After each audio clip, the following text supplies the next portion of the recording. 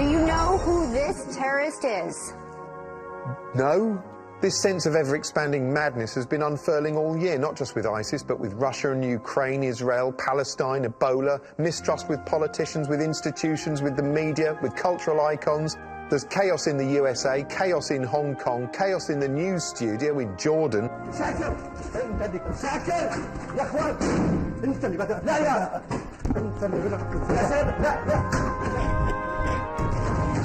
At times, the news has been so chaotic, the newsreaders themselves don't want to turn up and read it. Even seasoned reporters are chickening out live on air. Nicholas, what does it say?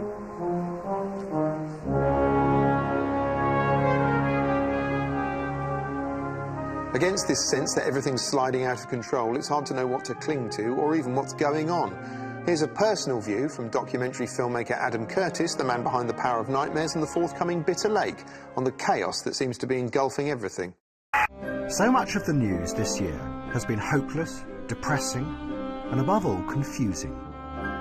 To which the only response is, oh dear. But what this film is going to suggest is that that defeatist response has become a central part of a new system of political control. And to understand how this is happening, you have to look to Russia, and to a man called Vladislav Surkov, who is a hero of our time.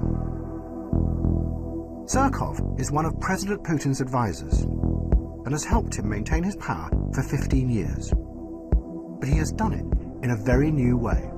Vladimir Vladimirovich Putin. He came originally from the avant-garde art world, and those who have studied his career say that what Surkov has done is import ideas from conceptual art into the very heart of politics. His aim is to undermine people's perception of the world, so they never know what is really happening. Surkov turned Russian politics into a bewildering, constantly changing piece of theatre. He sponsored all kinds of groups, from neo-Nazi skinheads to liberal human rights groups. He even backed parties that were opposed to President Putin. But the key thing was that Surkov then let it be known that this was what he was doing, which meant that no one was sure what was real or fake. As one journalist put it, it's a strategy of power that keeps any opposition constantly confused, a ceaseless shape-shifting that is unstoppable because it's indefinable. Which is exactly what Surkov is alleged to have done in the Ukraine this year. In typical fashion, as the war began, Surkov published a short story about something he called non-linear war. A war where you never know what the enemy are really up to, or even who they are.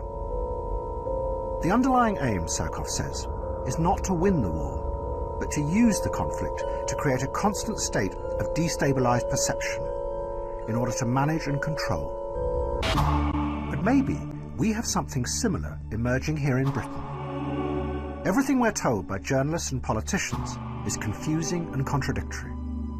Of course, there is no Mr. Surkov in charge, but it's an odd, non-linear world that plays into the hands of those in power.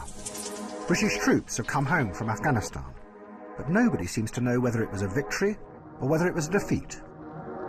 Aging disc jockeys are prosecuted for crimes they committed decades ago, while practically no one in the City of London is prosecuted for the endless financial crimes that are being revealed there.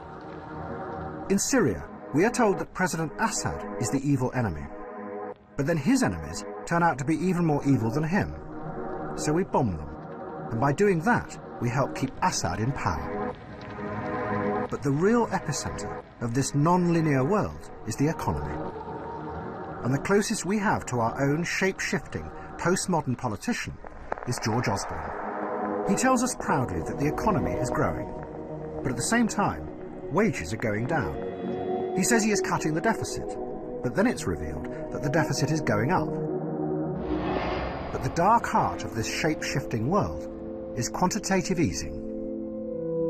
The government is insisting on taking billions of pounds out of the economy through its austerity programme.